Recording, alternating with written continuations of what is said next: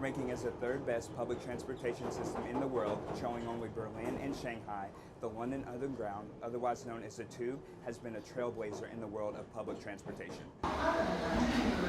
One of the reasons that so many people choose to ride the Tube day in and day out is the convenience it offers, as well as being a cheaper option than the overground alternatives. It's great. It's a great mode of transportation. It's cheap, in the grand scheme of things. And yeah, it gets you where you need to be in a fast way. Every time I come to London, I always use it. It's the cheapest, easiest method of transport. Buses can be quite confusing sometimes, and I love kind of the engineering behind it. I think it's really clever. It's kind of fascinating. Since its inception in 1863, the Tube has continually improved and added more lines as the years have gone by. Today, there are 270 stations that serve 5 million people each and every day. During peak hours, there are more than 543 trains on the railways. In most big cities around the world, slow traffic is a major issue, and London is no different. According to Metro UK, drivers spend on average 73 hours per year stuck in traffic, making it one of the most congested areas in the world. I think upholding a car in London is quite expensive, and there's traffic and everything.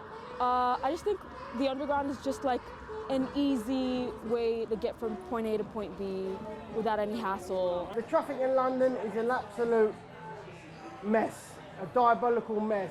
The London Authority, Sadiq Khan, Boris Johnson have made London, you can't drive in London anymore because they've put these bike lanes in, they've cut roads off, and it's impossible to drive in London anymore. When I first got my license to drive in London, it was beautiful. We could go to A to B, we could say to the customer, we'll be 10 minutes, but now we can't do that anymore because they've shut roads off, they put bike lanes in.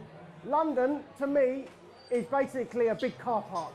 The Tube is just like quicker and convenient. If you're in a car, you're going to get stuck in traffic because of traffic congestion.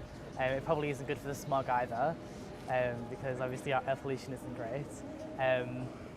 And yeah, the Tube just is able to connect all of London. You can switch lines really easily, so you can get to anywhere in London within probably an hour.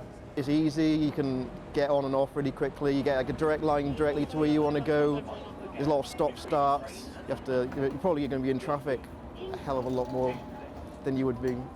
Because the world revolves so much around technology, the London Underground developed an app for its citizens and tourists to be able to better understand and navigate the underground transportation system. I do have a free app on my phone, which I normally put in where I am, where I'm going to, and it tells you all of the changes. If for whatever reason one of the stops is closed or one of the lines is closed, you can quite easily, on each tube, you've got your two directions that easily point out where you're at and where it's going to stop, so that definitely makes it a lot easier for people.